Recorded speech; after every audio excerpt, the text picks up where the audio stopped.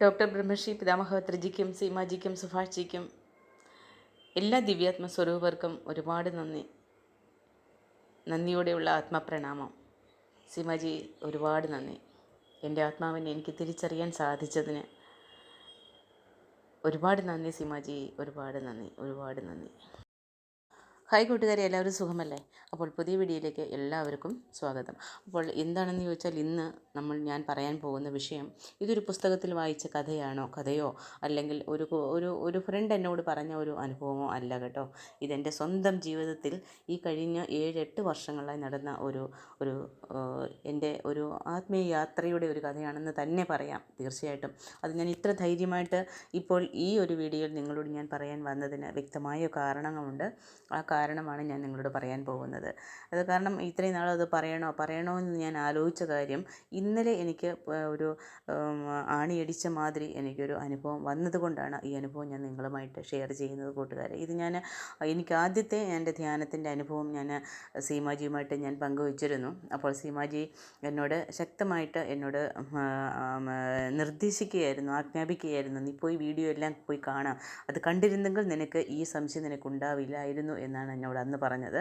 അപ്പോൾ അതിനുശേഷം ഞാൻ ഇന്നും ഇന്നും അധികം ശ്രദ്ധയോടെ ഞാൻ ആ ധ്യാനത്തിൽ പങ്കെടുക്കാൻ എനിക്ക് പറ്റി. അതുകൊണ്ട് ഞാൻ എൻ്റെ റൂട്ട് എന്താണ്, അല്ലെങ്കിൽ ഞാൻ ആരാണ്, ഞാൻ എന്തിനാണ് ഈ ഭൂമിയിൽ ഇപ്പോൾ വന്നത്, ഇതൊക്കെ എനിക്ക് മനസ്സിലാക്കാൻ തക്കവണ്ണം എനിക്കൊരു അനുഭവമാണ് എനിക്ക് ഇന്നലെ എൻ്റെ ധ്യാനത്തിൽ എനിക്ക് അനുഭവമായത്. അത് തീർച്ചയായിട്ടും ഞാനത് നിങ്ങളോട് പറഞ്ഞില്ലെങ്കിൽ ഞാനത് എൻ്റെ ഗുരുവിനോട് ചെയ്യുന്ന ഒരു നന്ദികേടാണ്. അതുകൊണ്ട് തീർച്ചയായിട്ടും അത് പറയാൻ വേണ്ടിയിട്ടാണ് ഇന്നത്തെ എൻ്റെ ഈ വീഡിയോ. അപ്പോൾ ഞാൻ സാധാരണ ഒരു ജീവിതം നയിക്കുന്ന ഒരാളായിരുന്നു. തമിഴ്നാട്ടിൽ ജോലിക്ക് വന്നു. ആ ജോലിക്ക് വന്നപ്പോൾ ഞാനും എൻ്റെ ഹസ്ബൻഡും കണ്ടുമുട്ടി. ഞങ്ങൾ പരിചയപ്പെട്ടു, ഞങ്ങൾ സ്നേഹമായി, ഞങ്ങൾ വിവാഹ ജീവിതത്തിലേക്ക് കടന്നു. ഞങ്ങൾക്കൊരു മോളുണ്ടായി. മോള് നല്ല രീതിയിൽ അവളെ പഠിപ്പിച്ചു. സാമ്പത്തികമായിട്ട് അദ്ദേഹത്തിന് ജോലിയുണ്ട്. അപ്പോൾ എനിക്ക് ഫാഷൻ ഡിസൈൻ അറിയാമായിരുന്നു. ഞാനൊരു ഷോപ്പിട്ടു. അങ്ങനെ ജീവിതം പടിപടിയായിട്ട് കയറിക്കൊണ്ടേയിരിക്കുകയായിരുന്നു. അതിൻ്റെ ഇടയിൽ എൻ്റെ ഹസ്ബൻഡിനും ഞാനും ഇടയിൽ പ്രശ്നങ്ങൾ ഉദിച്ചു തുടങ്ങി. പിന്നെ പ്രശ്നങ്ങൾ കുറച്ചൊക്കെ സ്ട്രോങ് ആയി വന്നു. പിന്നെ അത് സോൾവായി, എല്ലാ കുടുംബത്തിലും ഉള്ളതുപോലെ തന്നെ. പിന്നെ അങ്ങനെ ഞങ്ങൾ ഒന്നൊന്നായിട്ട് പടിപടിയായിട്ട് ഞങ്ങൾ ജീവിതത്തിൻ്റെ ഒരു നല്ല നിലയിലേക്ക് വന്നു. ആ സമയത്താണ് കൊറോണ ഒരു മാരകമായ ഒരു രോഗം, വൈറസ് നമ്മുടെ ജീവിതത്തിലേക്ക് എൻ്റെ മാത്രമല്ല പലർക്കും ഒരു അടിയായിരുന്നു ആ ഒരു കാലം. അപ്പോൾ അപ്പോൾ ആ സമയത്ത് ഞങ്ങൾ തമിഴ്നാട്ടിലാണ്. First lockdown. അപ്പോൾ ഞങ്ങൾ ശരി നാട്ടിലേക്ക് പോകാമെന്ന് വിചാരിച്ച് ഞങ്ങളെല്ലാം പാക്ക് ചെയ്ത് നാട്ടിലോട്ട് യാത്ര തിരിച്ചു. അവിടെ ഞങ്ങൾ 6 മാസം ലോക്കായിപ്പോയി. പിന്നെ തിരിച്ച് ഞങ്ങൾക്ക് വരാൻ പറ്റിയില്ല. വരാൻ പറ്റാത്തത് കാരണം ഇ പാസ് ഉണ്ടെങ്കിൽ മാത്രമേ തമിഴ്നാട്ടിലേക്ക് കടത്തി വിടുകയുള്ളൂ. അതുകൊണ്ട് ഞങ്ങൾ അവിടെ അങ്ങ് സ്റ്റേ ആയി. അത് ആ 6 മാസം കൊണ്ട് ഞങ്ങളുടെ കയ്യിൽ ഉണ്ടായിരുന്ന ഞങ്ങൾ സേവ് ചെയ്ത് വെച്ചിരുന്ന കാര്യങ്ങളൊക്കെ ഞങ്ങളുടെ ചിലവുകൾക്ക് വേണ്ടിയിട്ട് ഞങ്ങൾക്ക് ചിലവാക്കേണ്ടി വന്നു. പിന്നെ തിരിച്ച് ഞങ്ങൾ ഈ പാസ്സെല്ലാം വാങ്ങി, അതായത് കൊറോണ പോസിറ്റീവിൻ്റെ സർട്ടിഫിക്കറ്റ് വാങ്ങിയാൽ മാത്രമേ ഇ പാസ് കിട്ടുകയുള്ളൂ എന്ന് പറഞ്ഞുകൊണ്ട് ഞങ്ങൾ സർട്ടിഫിക്കറ്റ് എല്ലാം റെഡിയാക്കി. അതിന് തന്നെ 30,000 രൂപയായി. അപ്പോൾ അതെല്ലാം സംഘടിപ്പിച്ച് ഞങ്ങൾ തമിഴ്നാട്ടിൽ വന്നപ്പോൾ ഞങ്ങൾക്ക് 6 മാസം എന്നുള്ള ഒരു ചോദ്യചിഹ്നമായിരുന്നു. എന്താണെന്ന് ചോദിച്ചാൽ, കടയ്ക്ക് 6 മാസം വാടക, വീടിന് 6 മാസം വാടക, ഏകദേശം ഒരു 2 ലക്ഷം രൂപയ്ക്കകത്ത് ഞങ്ങൾ ബാധ്യതയുടെ ചോദ്യചിഹ്നത്തിൽ നിന്നു. പിന്നീട് അദ്ദേഹത്തിന് ശമ്പളമില്ല, ഞാൻ കടയിൽ വരുമാനമില്ല. ഞാൻ മാത്രമല്ല, ഈ ലോകമൊട്ടുക്ക് ആ ഒരു സിറ്റുവേഷൻ കടന്നു വന്നവരാണ്. പക്ഷേ അതെൻ്റെ ജീവിതത്തെ ബാധിച്ചത് വളരെയധികം പ്രതികൂലമായിട്ടാണ് എന്നെ ബാധിച്ചത്. കാരണം നമ്മൾ ഒരു 2 പേർക്ക് വരുമാനത്തിൽ നിന്നും ഞങ്ങൾ കുറച്ച് മാറ്റി വെച്ച് കുറച്ച് സേവിങ്ങും അങ്ങനെയൊക്കെ സമ്പാദിച്ച് വന്നവർ, നമ്മളൊരു വരുമാനം വന്നുകൊണ്ടിരിക്കുമ്പോൾ നമ്മൾ അതിനനുസരിച്ചുള്ള ആ ഒരു സേവിങ്ങും അല്ലെങ്കിൽ ചിലവുകളും നമ്മൾ ചെയ്തുകൊണ്ടിരിക്കുകയായിരുന്നു. അപ്പോൾ അങ്ങനെ തന്നെ സാധാരണക്കാരെ പോലെ തന്നെ ഞങ്ങളും ചെയ്തുകൊണ്ടിരുന്നത്. അപ്പോൾ അതിൻ്റെ ഇടയിൽ ഇങ്ങനെ വന്നപ്പോൾ ഞങ്ങൾക്ക് പിടിച്ച് നിൽക്കാൻ പറ്റാതെ പോയി. പിന്നെ 6 മാസത്തെ വാടക, കടയിലെ ഷോപ്പിലെ വീട്ടിലെ എല്ലാം ഞങ്ങൾ റെഡിയെല്ലാം ചെയ്ത് കൊടുക്കുമ്പോൾ ഞങ്ങൾക്ക് സ്വർണ്ണങ്ങളെല്ലാം ഞങ്ങൾക്കത് നഷ്ടമാക്കേണ്ടി വന്നു. അപ്പോൾ നഷ്ടമായി. അപ്പോൾ ഒന്നൊന്നായിട്ട് പിന്നീട് സെക്കൻഡ് വേവിൽ വന്ന് എനിക്ക് കൊറോണ വന്നത്. അതാണ് ഞങ്ങളെ ഒരുപാട് തളർത്തിക്കളഞ്ഞത്. കൊറോണ വന്നപ്പം ഞങ്ങളൊക്കെ എനിക്ക് പിന്നെ ഷോപ്പെല്ലാം വിടേണ്ടി വന്നു. ഷോപ്പ് ഫുള്ളമായിട്ട് ഞാൻ ക്ലോസ് ചെയ്തു. ഡോക്ടർ അത് എനിക്ക് കാലിൻ്റെ വേരിക്കോസ് വെയിൻ്റെ ട്രീറ്റ്മെൻറ്റ് എടുക്കുമ്പോഴേ ഡോക്ടർ പറഞ്ഞിരുന്നു, ഇത് അധികകാലം നിങ്ങൾ ഈ ജോലി ചെയ്യണ്ട, സ്റ്റോപ്പ് ചെയ്തേര്, റെസ്റ്റാണ് നല്ലതെന്ന് പറഞ്ഞു. അപ്പോൾ അതിനെ അവഗണിച്ചുകൊണ്ടായിരുന്നു ഞാൻ ജോലി ചെയ്തിട്ടുണ്ട്. അപ്പോൾ അതും ഇതും എല്ലാം ചേർന്നായി കഴിയുമ്പോൾ എനിക്ക് താങ്ങാൻ പറ്റിയില്ല. അപ്പോൾ ആ ഒരു സമയത്ത് കുറച്ചെനിക്ക് പ്രയാസമായിരുന്നു അതിന് കടന്നു വരാൻ വേണ്ടിയിട്ട്. അപ്പോൾ ആ സമയത്ത് ഞാൻ ഹോസ്പിറ്റലിൽ ഇരിക്കുമ്പോഴാണ് എനിക്ക് ശിവഭഗവാന്റെ ആ ഒരു ഫോട്ടോ ആ സിസ്റ്റർ കൊണ്ടുവന്ന് എൻ്റെ കയ്യിൽ കൊണ്ട് തരുന്നത്.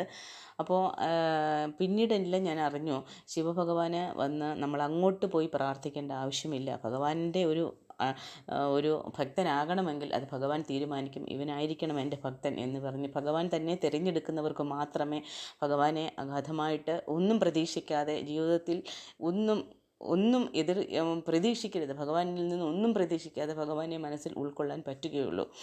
അപ്പോൾ അങ്ങനെ ഒരു അവസ്ഥയിലാണ് ഭഗവാൻ എന്നെ തേടി വന്നത്. അതിനു മുമ്പേ ഞാൻ ശിവൻ്റെ അമ്പലങ്ങളിലൊക്കെ പോകുമായിരുന്നു, പ്രാർത്ഥിക്കുമായിരുന്നു, ഒക്കെ ചെയ്യും. അതല്ലാതെ ശിവൻ എന്നുള്ള ആ ഒരു അഗാധമായിട്ട് ഞാൻ ആ ഒരു കാര്യത്തിലേക്ക് ഞാൻ പോയിട്ടില്ല. ഇതാണ് എൻ്റെ ആദ്യത്തെ അനുഭവമായിരുന്നു. പിന്നീട് ഞാൻ വീട്ടിൽ വന്നിട്ടും എനിക്കത് വിട്ടുപോകാൻ എനിക്ക് പറ്റില്ല. ഭഗവാൻ എന്നെ കൂടെ ചേർത്ത് പിടിച്ചു. ഞാനും ഭഗവാന്റെ നാമജപങ്ങളുമായിട്ട് ഞാനും കഴിഞ്ഞു പോയിക്കൊണ്ടിരുന്നു. അപ്പോഴും എനിക്ക് പ്രശ്നങ്ങൾ അധികം പ്രശ്നങ്ങൾ, ഞാൻ വീട്ടിൽ കുടുംബ പ്രശ്നങ്ങൾ, ഞാനും ഹസ്ബൻഡും തമ്മിലുള്ള പ്രശ്നങ്ങൾ, അങ്ങനെ പല പ്രശ്നങ്ങളെ ഞാൻ ഫേസ് ചെയ്യുമ്പോഴും ഞാൻ മുറുക്കി പിടിച്ചുകൊണ്ട് ഭഗവാന്റെ കയ്യിൽ ഞാൻ മുറുക്കി പിടിച്ചു. എനിക്ക് എന്തോ ഒരു ആത്മവിശ്വാസം പോലെ ഉണ്ടായിരുന്നു, ഇതെല്ലാം എങ്ങനെയെങ്കിലും എനിക്ക് അത് എല്ലാം ഞാനിത് താണ്ടി വരുമെന്നുള്ള ആ ഒരു ബോധപൂർവം തന്നെ ഞാൻ മുന്നോട്ട് പോയിക്കൊണ്ടിരിക്കുകയായിരുന്നു. അപ്പോൾ ഈ മെഡിറ്റേഷൻ ഞങ്ങളുടെ ഈ തമിഴ്നാട്ടിൽ ഇവിടെയുള്ള ഗോപിനാഥൻ സാർ എന്ന് പറഞ്ഞ ആ ഒരു ഗുരുവിൻ്റെ ക്ലാസ്സുകളെല്ലാം ഞാൻ കേട്ട് അറ്റൻഡുകൾ ചെയ്തിട്ട് ഇങ്ങനെ വന്നുകൊണ്ടിരിക്കുകയായിരുന്നു. അപ്പോൾ ഞാൻ മെഡിറ്റേഷൻ എന്ന് പറഞ്ഞൊരു തനിയൊരു ക്ലാസ്സിന് പോയിട്ടില്ല. ഞാൻ എനിക്കായിട്ട് ഒരു മെഡിറ്റേഷൻ ഞാൻ ഇങ്ങനെ കണ്ണടച്ചിരിക്കും, ശ്വാസത്തെ ശ്രദ്ധിക്കും. അങ്ങനെയൊക്കെ ഞാൻ 7-8 വർഷമായിട്ട് ഞാനത് കണ്ടിന്യൂ ചെയ്തുകൊണ്ടിരുന്നു.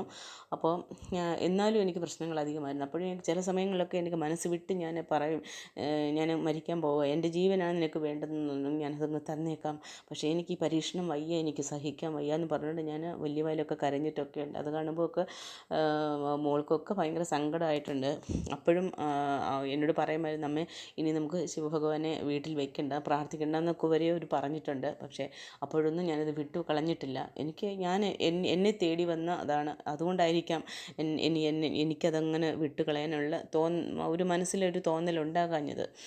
അപ്പോൾ പിന്നെ അതെല്ലാം അങ്ങനെ ഓരോ പ്രശ്നങ്ങൾ താണ്ടി ഇങ്ങനെ വന്നുകൊണ്ടേയിരിക്കുമ്പോഴാണ് സമയത്താണ് ഈ 2 മാസത്തിന് മുമ്പാണ് ഞാൻ VMC മെഡിറ്റേഷൻ ചാനലിൽ സീമാജിയുടെ ആ ഒരു വീഡിയോ കാണുന്നത്. അപ്പോൾ ആ വീഡിയോ കണ്ട് ഞാനതിനെ ആ ഒരു ധ്യാനത്തിൽ ഇരുന്ന് അനുഭവമായപ്പോഴാണ് ആദ്യത്തെ ദിവസം അനുഭവം എനിക്ക് വന്ന അനുഭവം ഞാൻ സീമാജിയുമായിട്ട് ഷെയർ ചെയ്തു. അതിനെപ്പറ്റിയെല്ലാം ഞാൻ കഴിഞ്ഞ വീഡിയോയിൽ പറഞ്ഞിട്ടുണ്ട്. ഞാൻ ഷെയർ ചെയ്തപ്പം എനിക്ക് വന്ന അനുഭവം പറഞ്ഞറിയിക്കാൻ വയ്യാത്തൊരു കാര്യമായിരുന്നു. അപ്പോൾ എനിക്കറിയില്ല എന്തിനാണ് ഞാൻ ആ ഒരു വ്യക്തിയെ അതിനകത്ത് കണ്ടത് എന്നുള്ളത് എനിക്ക് സംശയമായിരുന്നു. ആ സംശയം ഞാൻ സീമാജിയുമായിട്ട് ഷെയർ ചെയ്ത് കഴിഞ്ഞപ്പം സീമാജി എനിക്കതിൻ്റെ വിശദീകരിച്ചു. അത് വീഡിയോ എല്ലാം പോയി കാണുന്നത് മനസ്സിലാകും എന്ന് പറഞ്ഞു. അത് കണ്ടിരുന്നെങ്കിൽ നിനക്ക് ഈ ഡൗട്ട് ഉണ്ടാവില്ലായിരുന്നു എന്നുണ്ട് കർശനമായിട്ട് തന്നെ എനിക്ക് നിർദ്ദേശം കൊടുത്തു.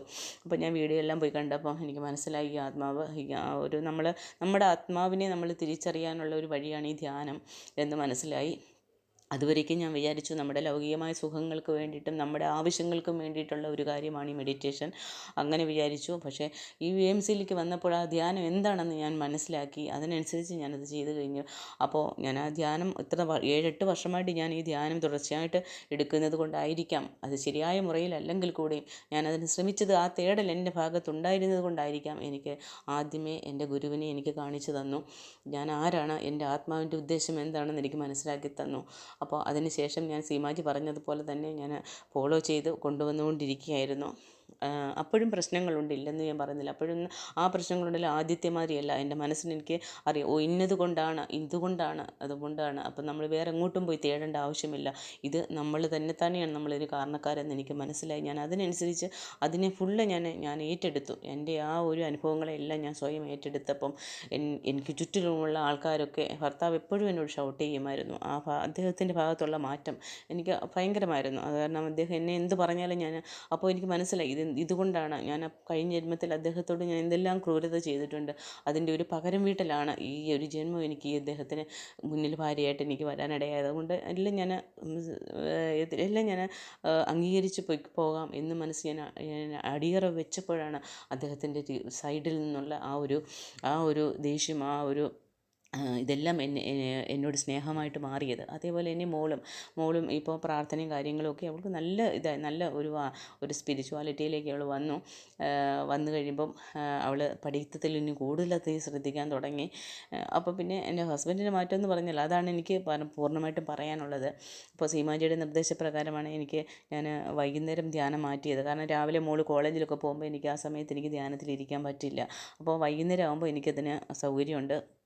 അപ്പോൾ അതിനനുസരിച്ചാണ് ഞാൻ അങ്ങനെ ചെയ്തുകൊണ്ടിരിക്കുന്നത്. അപ്പോൾ അതിൻ്റെ ഇടയിൽ എനിക്ക് ഓരോ അനുഭവങ്ങളുണ്ട്. പക്ഷേ എനിക്ക് ആദ്യത്തെ അനുഭവം ഇന്നലെ എനിക്കൊരു അനുഭവം പൂർണ്ണമായിട്ടും കിട്ടി. എൻ്റെ ആ ഒരു ആത്മാവിനെ ഞാൻ കണ്ടറിഞ്ഞു. ഞാൻ എന്താണ് എൻ്റെ വഴിയെന്ന് എനിക്ക് പൂർണ്ണമായിട്ട് എനിക്ക് ആണിയടിച്ചതുപോലെ എന്നെ ബോധ്യപ്പെടുത്തി തന്നു.